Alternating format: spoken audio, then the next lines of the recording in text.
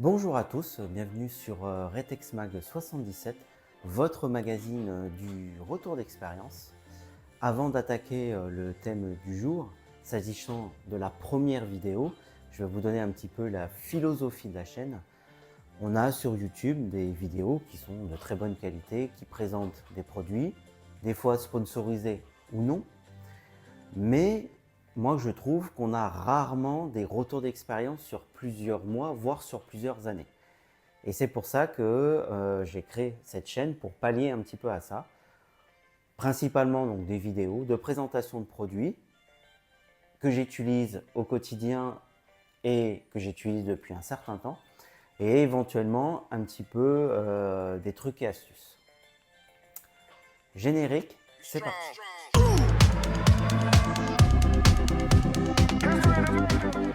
Pour cette première vidéo, effectivement, je voulais vous parler des lampes Olight. Donc, c'est une marque que j'apprécie tout particulièrement, que j'utilise depuis maintenant quelques années, et je me suis dit que ça serait intéressant de faire un retour d'expérience. Cette vidéo se passera en deux parties. Alors, je précise tout d'abord, je ne suis pas sponsorisé par Olight. Cette vidéo se passera en deux parties. La première partie, je vous ferai un retour d'expérience en vous donnant les avantages et les inconvénients de cette marque. Et la deuxième partie, la partie la plus intéressante, je vous ferai une présentation de produit. Alors, ces présentations, c'est surtout un retour d'expérience. Je ne vais pas faire une présentation vachement détaillée avec le packaging. Non, ce n'est pas le principe. Le principe, c'est surtout de vous dire les avantages, les inconvénients, de vous donner les caractéristiques quand même et de faire un essai. Je le répète, je ne suis pas sponsorisé par Olight. Malgré tout, si une des lampes vous intéresse et que vous voulez soutenir ma chaîne, n'hésitez pas à passer par les liens qui sont en description. C'est exactement les mêmes, les liens Amazon. Ce sont exactement les mêmes tarifs que sur le site d'origine. Sauf que derrière, vous avez le SAV et la puissance d'Amazon. Et éventuellement, si vous avez Amazon Prime, vous avez la livraison qui est beaucoup plus rapide. Sachant que le site d'origine Olight sont des produits qui viennent de Chine. Et forcément, ça mettra une semaine, voire plus, pour arriver. Pour la deuxième partie, donc nous parlerons plus concrètement des lampes. Je vais cette partie-là la fractionner en plusieurs parties. Comme ça, vous pouvez aller directement sur la partie qui vous intéresse. Et éventuellement, pourquoi pas, passer par mes liens d'affiliation si vous souhaitez l'acquérir. On attaque tout de suite la première partie avec les qualités et les défauts de la marque, d'une manière globale. Alors, les qualités, ce sont des lampes qui sont bien assemblées, bien finies, de qualité, qui sont solides. Vous pouvez d'ailleurs visionner des vidéos de torture test sur YouTube où vous verrez que même fendue, elle continue à fonctionner. L'ampoule LED est également de bonne qualité et peut être très puissante. C'est une lampe également qui est compacte, solide et qui a bonne réputation. Vous verrez que si, comme moi, vous avez des lampes Olight et que vous souhaitez régulièrement changer les modèles pour des modèles un peu plus récents et que vous les mettez en vente sur les marketplaces comme Le Bon Coin, vous allez pouvoir les vendre assez facilement en général et ce sont des lampes qui tiennent bien la cote. Autre avantage, c'est son système de chargement. Donc c'est un système de chargement qui est magnétique, qu'on peut voir ici, et qui vient se mettre généralement derrière la lampe. Il est muni également d'une petite LED. Vert, c'est chargé, et rouge, c'est que la lampe est en train de charger. Donc c'est relativement pratique. Je trouve ce système très pertinent. Parce que déjà, ça évite d'avoir à démonter la lampe pour mettre sa pile en charge. Pile qui d'ailleurs est de bonne qualité. Au passage, son accu Et ça évite également d'avoir des prises USB qui généralement vont être protégées par des protèges en caoutchouc qui vont plus facilement s'user avec le temps par rapport à une lampe comme Olight où c'est du full metal. Alors vous allez me dire, oui, mais Phoenix fait également des systèmes à chargement magnétique, tout à fait. Sauf que je trouve que chez Olight, c'est beaucoup plus pertinent. Pourquoi? Parce que cette surface magnétique peut être mise sur une surface métallique. Par exemple, je vous prends un couteau qui peut être une carrosserie, ça peut être un casier, tout ça. Hop, c'est magnétique, vous voyez, ça tient, c'est relativement solide et ça peut vous aider effectivement à éclairer une zone et surtout va vous libérer les mains. Donc pour ça, je trouve ça que c'est plus pertinent. Au niveau des défauts, alors je vois 4 défauts sur cette lampe, dont 2 que je vais un peu plus nuancer. Le premier défaut, c'est la peinture. Je trouve que la peinture est peut-être un peu mince. Comme vous pouvez le voir ici, hop, ça c'est déjà un petit peu la peinture, alors que celle-là elle est neuve, hein, la peinture a tendance un petit peu à partir. Pourtant, enfin, c'est stocké là pour le coup, la lampe n'est jamais tombée et elle est stockée dans un fourreau en cuir. Donc rien qui aurait pu la rayer. Donc je pense que peut-être que la peinture est un peu mince. Après, ça n'enlève rien à la qualité de la lampe, à l'éclairage de la LED. Mais bon, alors avec le temps, ça donne un côté un peu platiné. Mais voilà, peut-être que la couche de peinture, là c'est pareil, vous voyez, hein, quand vous déplacez, vous avez le clip. Quand vous le déplacez, que vous le sortez, vous voyez, là c'est l'exemple typique, ça commence un peu à se rayer. Voilà, donc la peinture peut être un petit peu mince. Le deuxième inconvénient, c'est le chargeur. On va me dire, ouais, non, tu dis que c'est un avantage. Pour moi, c'est aussi un inconvénient parce que forcément, c'est un chargeur propriétaire. Ce qui fait que si vous êtes dans un cadre EDC, par exemple, minimaliste, ça vous fera un câble en plus à trimballer. Et puis, vous êtes obligé de passer par le câble du constructeur. Si jamais celui-là est défaillant, vous êtes obligé, voilà, vous ne pouvez pas aller dans votre placard chercher le câble USB-C qui traîne. Que vous avez en plus, vous êtes obligé de racheter le câble de la marque qui coûte à peu près une douzaine d'euros. Troisième inconvénient pour moi, c'est le prix. Alors forcément, c'est des lampes premium, hein, le prix va avec. Maintenant, je nuance quand même cette comparaison parce que régulièrement, quand vous avez un nouvel modèle qui va sortir, vous avez des baisses de tarifs qui va de 10, 20, 30 jusqu'à 40% sur certaines lampes. Voilà. Et encore une fois, c'est une lampe qui a bonne réputation. Donc derrière, vous n'aurez pas de difficultés à la revendre. Quatrième point, quatrième défaut, alors je ne dirais pas tellement que c'est un défaut, mais c'est une caractéristique. Les lampes Olight, bien souvent sur les marques Olight, vous allez avoir sur les boîtes le mode max, donc c'est la puissance maximum. Sauf que sur certains modèles, un certain nombre de modèles, ça va être le mode boost. Le mode boost, donc ça va être un mode où vous allez bénéficier d'une puissance maximum, mais pendant quelques minutes.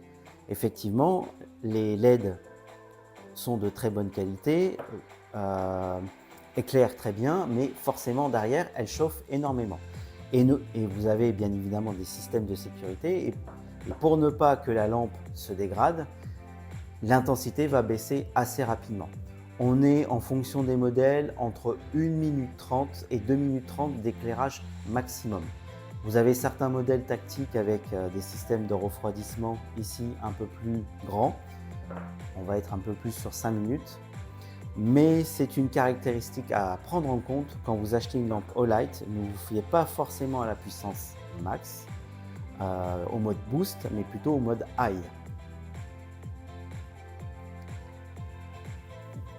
On arrive au terme de la première partie. On attaque donc du coup tout de suite la deuxième partie avec la catégorie des micro-lampes. C'est des lampes, donc j'en ai 2 modèles que je laisse sur mon porte-clés. L'usage, ça peut permettre, si vous avez besoin rapidement, une lampe de secours, une lampe d'appoint. Par exemple, vous êtes dans un parking un petit peu sombre ou vous devez éclairer l'intérieur d'un habitacle. En général, les plafonniers n'éclairent pas terrible. Donc cette lampe, effectivement, peut être pratique. L'inconvénient de ce modèle-là, c'est pour ça que je ne vais pas forcément conseiller ce modèle, c'est que oui, il va être un peu moins cher, entre guillemets, vous l'avez souvent en cadeau. C'est que, bon, d'abord les avantages, elle va être légère et compacte. C'est très léger, hein. L'inconvénient, c'est la puissance qui est limitée.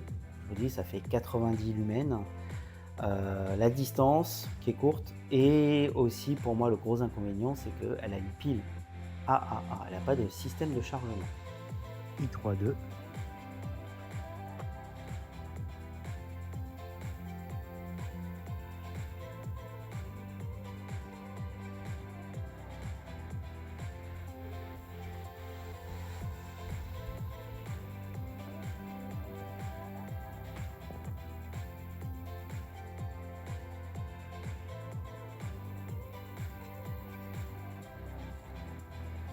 Et c'est pour ça que je vais plutôt vous conseiller la i1R2 EO0, donc qui va avoir l'avantage, alors l'usage est le même, hein, de toute façon sur un porte-clés, c'est léger, ça prend pas de place.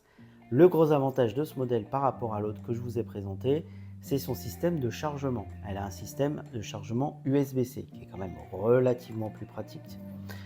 Elle va être compacte, elle va être légère. La seule chose, c'est que oui, elle est plus puissante, elle fait 150 lumens, mais sur une période relativement courte. C'est une petite lampe, hein. On est sur du 15 minutes maximum. Après, vous serez plutôt aux alentours de 30 à 40 lumens.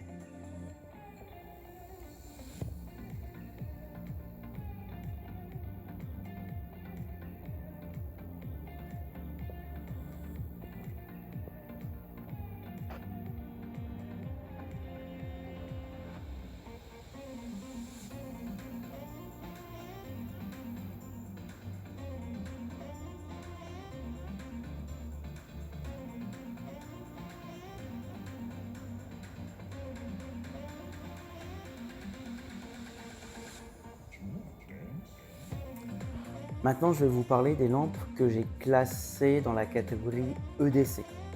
Alors, effectivement, ces lampes-là peuvent aller dans différentes catégories, mais il fallait bien un moment les mettre dans une catégorie. Alors, pourquoi EDC, pourquoi ces lampes, je les ai mis dans la catégorie EDC? Tout simplement parce qu'elles sont compactes. Et on va commencer par la première, qui est la i3T. i3T, donc c'est une lampe, elle a la caractéristique en fait d'éclairer, de ne pas être coudée en fait. L'avantage, c'est que elle reste à un tarif qui reste raisonnable par rapport aux autres lampes. Maintenant, elle n'est pas coudée, ce qui pour moi est un inconvénient. Je dirais que là où elle peut être pertinente, c'est pour le personnel du SAMU par exemple, ou les forces de l'ordre qui utilisent un gilet tactique et qui ont besoin, alors soit pour écrire, soit pour poser une perfusion par exemple, d'éclairer vers le bas, sans avoir à baisser la tête. Donc c'est une lampe de secours, elle peut être utilisée effectivement sur une veste, sur un gilet tactique. L'inconvénient, je dirais, c'est la puissance, qui n'est pas terrible, on va dire, par rapport aux autres lampes que je vais vous présenter. Et également, c'est son système de chargement. Donc forcément, c'est une lampe qui est d'entrée de gamme, donc elle n'a pas de système de chargement, ce sont deux piles AAA qu'il faudra régulièrement remplacer.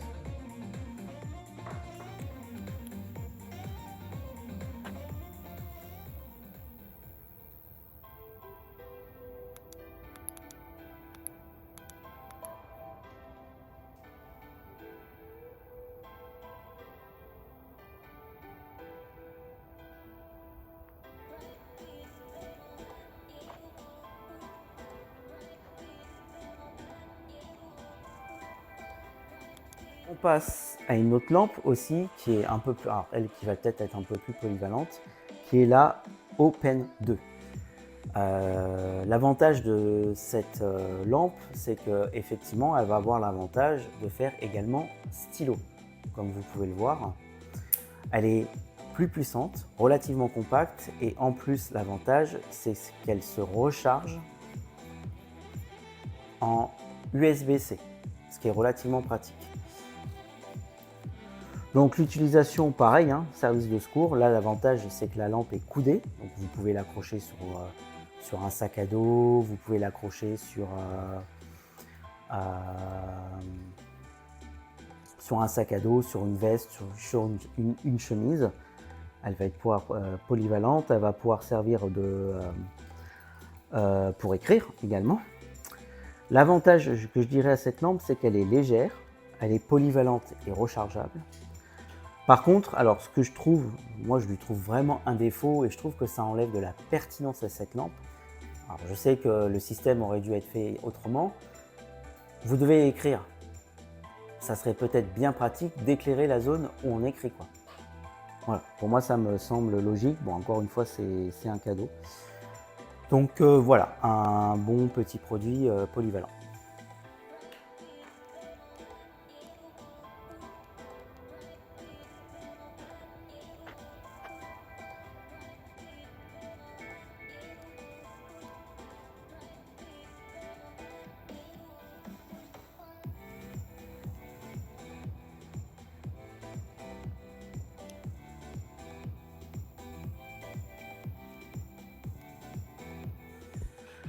On passe à un modèle qui reste encore relativement compact, qui est la Oclip.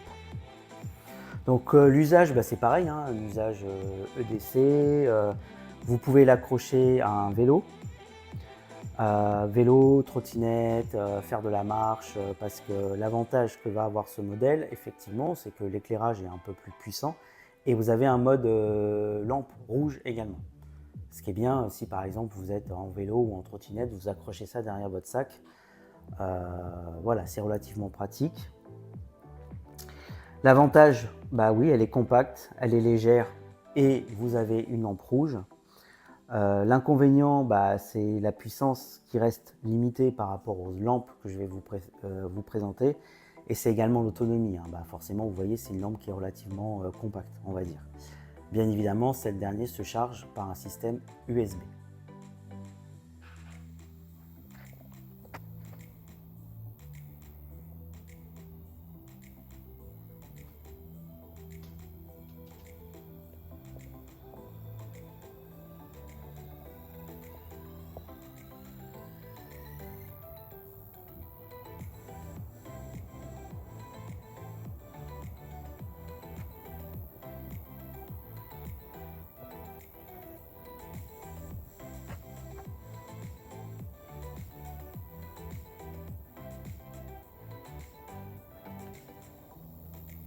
Et le rouge.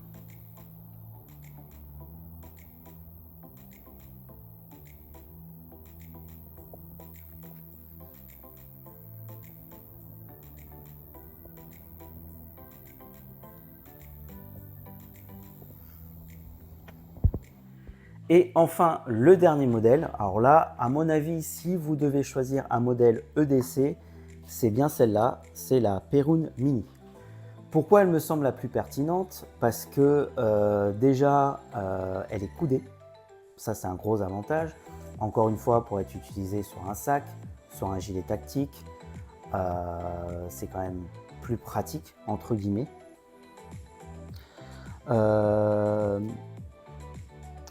Elle est relativement puissante, hein, comme vous pouvez le voir. Alors encore une fois, en mode turbo.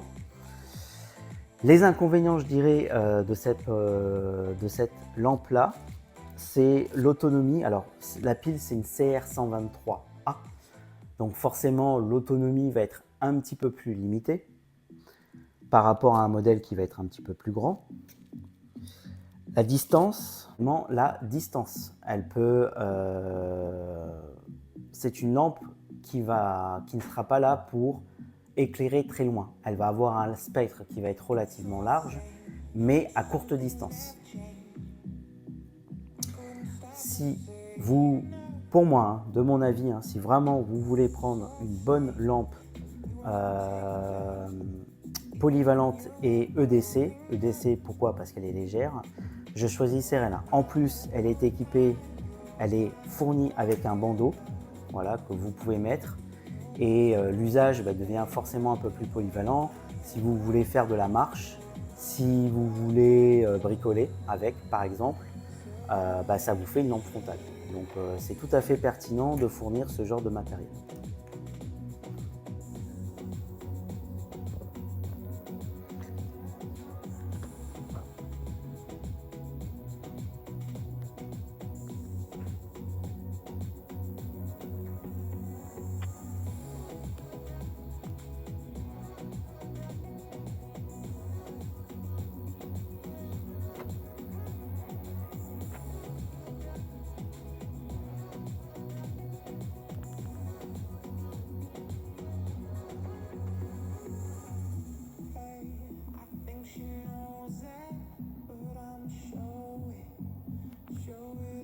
La prochaine lampe, je l'ai mis dans la catégorie des lampes polyvalentes.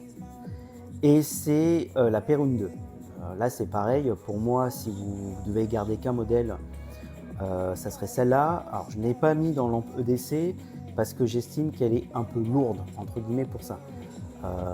Hors contexte ODC, par contre, elle est très bien. Elle est très puissante, elle fait 2500 lumens. Elle est courbée, donc là, encore une fois, avec tous les avantages que ça peut fournir. Et également, elle a un bandeau. Donc sur l'usage, on est un peu comme sur la Perun Midi.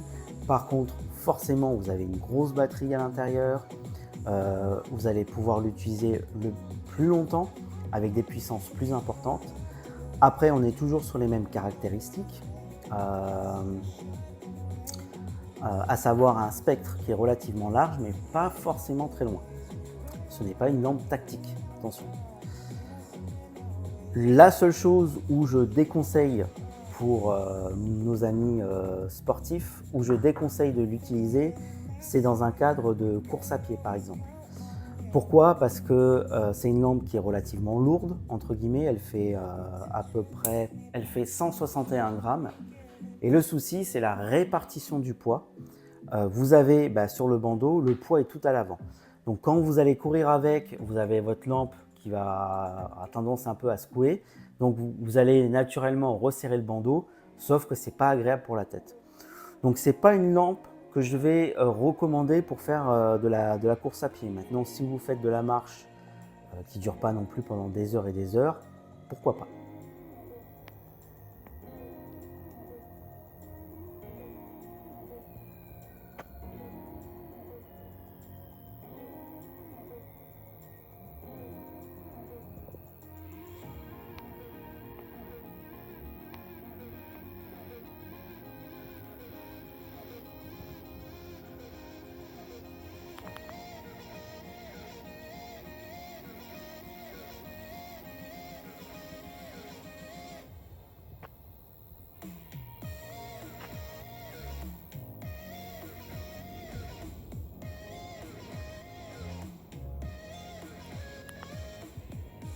Maintenant, votre truc, si c'est les lampes frontales, je vais vous parler donc de deux modèles que j'ai.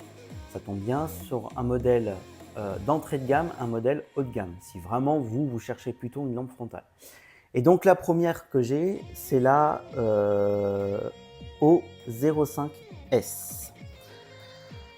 Donc cet usage, moi c'est vraiment... Alors il faut savoir que c'est une lampe d'entrée de gamme. Donc vous voyez, elle est, pour le coup là, elle est full plastique. C'est une lampe de dépannage, voilà, sur une utilisation à courte durée, éventuellement sur, pourquoi pas, sur un chantier. L'avantage qu'elle va être, c'est qu'elle va être dans des tarifs qui restent, c'est pas du bas de gamme, mais c'est de l'entrée de gamme, hein. Ça reste à des tarifs qui vont être raisonnables et elle va être un peu plus légère, forcément, c'est du plastique. Maintenant, elle a quand même beaucoup d'inconvénients, c'est la puissance qui est limitée. On est sur à peine 200 lumens, donc c'est vraiment dans un contexte de bricolage. Si vous êtes proche de la zone, pourquoi pas. Les piles, c'est 2 piles AAA, donc pas de système de chargement. Donc vraiment, l'usage vraiment limité. Maintenant, si vous cherchez une lampe qui est un peu plus polyvalente, plus puissante et un peu plus haut de gamme, le modèle que je peux vous conseiller, c'est le Huawei 2. Hop, je vous la montre. Donc elle, oui, forcément, là, on est vraiment à une gamme. L'usage, c'est la randonnée, course à pied, puisqu'on va avoir quand même une autonomie qui est un peu plus importante. En plus, l'avantage, c'est que si par exemple vous faites des trails et que vous allez avoir l'usage pendant plusieurs heures, vous avez un port ici USB-C, ce qui vous permet de relier la lampe à une batterie additionnelle, par exemple. Donc l'usage, voilà, course à pied, balade, chantier également, puisque elle peut faire office de lampe pour le bricolage, entre guillemets. L'avantage qu'elle va avoir, c'est qu'elle va pouvoir être utilisée sur un spectre court et un spectre large. Comme vous voyez, il y a 2 types de lampes. Alors, il y a une lampe rouge également, une lampe pour être un peu plus discret, entre guillemets. Mais elle va avoir l'avantage, effectivement, de éclairer un peu plus loin et un peu plus large. Donc, c'est une lampe éventuellement que vous pouvez utiliser, pourquoi pas, pour faire du vélo. Vous avez également une bande rouge derrière qui clignote. Voilà. Du moment que vous êtes sur du chemin carrossable, que vous êtes sur de la route, pourquoi pas, ça peut servir à vélo. L'inconvénient de cette lampe-là, c'est l'usage exclusif, bien évidemment, de lampe frontale. Vous ne pouvez pas l'accrocher à votre chemise. Pas de système magnétique, malheureusement. Alors, je sais que les anciens modèles l'avaient. Apparemment, il y aurait une norme européenne qui dirait qu'il faut harmoniser l'USB-C. Alors, peut-être que sur les lampes récentes des autres gammes, il n'y aura plus le système magnétique ou il viendra en complément. Et également le prix. Voilà, elle est un peu chère, effectivement, mais bon, là, vous êtes sur du haut de gamme.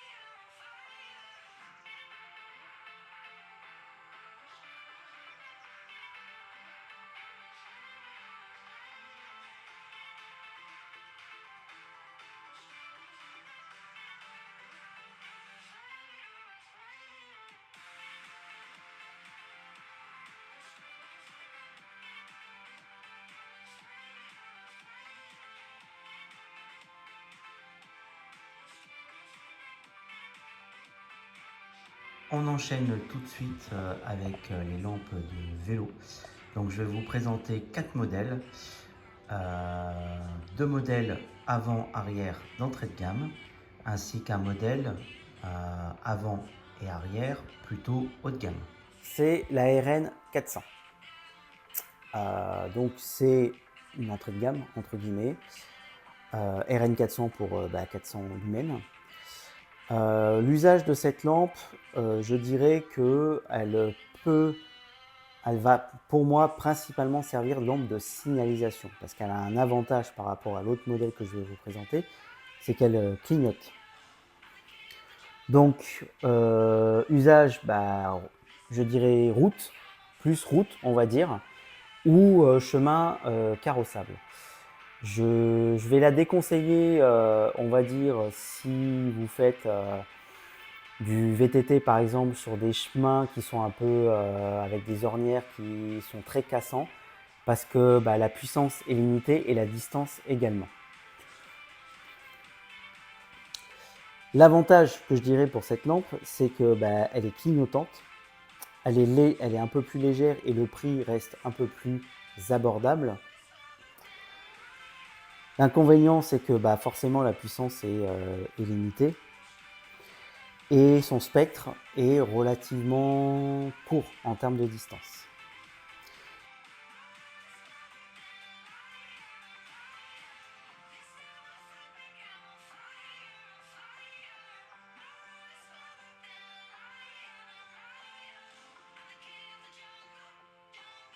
Si vous cherchez une lampe qui permet d'avoir un éclairage plus puissant, vraiment pour vous éclairer, je vous conseillerais plus la BFL 1800.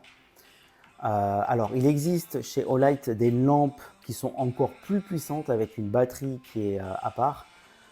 Mais bon, je pense que celle-là suffit largement. Elle fait effectivement 1800 ampères. Donc, elle va être, vous allez avoir une qualité d'éclairage qui est quand même plus importante.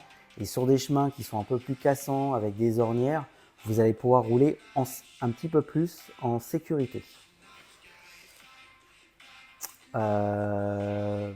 L'avantage, je dirais, c'est la puissance et c'est également l'autonomie. Forcément, elle a une grosse batterie.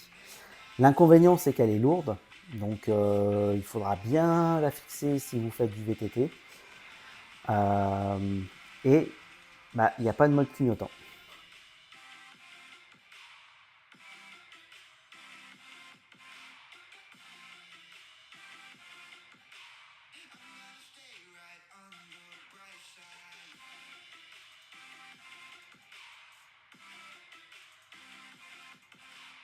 On va passer maintenant aux lampes arrière. Alors là, c'est plus une lampe que j'ai adaptée, on va dire. C'est la Gobert. Donc la Gobert, elle est utilisée principalement sur les colliers. Si vous faites des sorties canines, par exemple, sur votre chien, le collier de votre chien, qui vous permet d'avoir une plus grande... ça vous permet de le surveiller s'il fait un petit peu sombre, si vous êtes dans la nuit. Mais vous avez un système de fixation qui est fourni et qui vous permet de le mettre à vélo. Alors, l'avantage, c'est sa légèreté, forcément. Plastique, c'est très léger. Et c'est son autonomie. Forcément, c'est des petites LED. LED classiques, on va trouver sur des chargeurs, par exemple. Et forcément, l'autonomie est très importante. L'inconvénient, c'est vraiment l'éclairage qui est très bas de gamme. Moi, j'en ferai pas un usage sur route en pleine nuit. Si vous êtes en ville, qu'il y a un éclairage, pourquoi pas. Sur route, bof.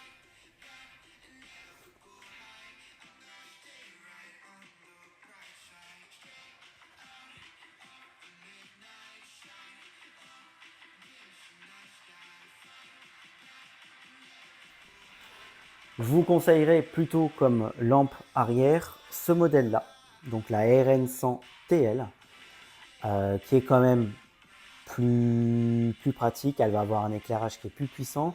Elle a des modes clignotants et elle a également un mode, ça je ne savais pas que ça existait. Donc vous avez des senseurs, des capteurs dans la lampe et selon le mode que vous mettez, quand le capteur détecte une forte décélération, la puissance va augmenter, un petit peu comme des freins de voiture.